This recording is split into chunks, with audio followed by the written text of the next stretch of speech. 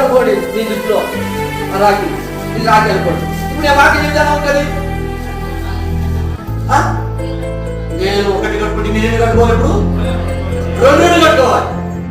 అంతో ఎంతో వాక్యం చెప్పే ఎవరైనా సరే, అంతో ఎంతో మాట పాడి ఎవరైనా సరే, అమ్మగారు కానీ అత్తగారు కానీ అయ్యగారు కానీ ఇలాంటివి మనకు ఉండకూడదు. ఎందుకు ఉండకూడదు అంటే అందుకని మనుషుడు చమత్కారంగా కల్పించిన కథలు, మనుషుడు చమత్కారంగా పొలిచిన పొలుపలు.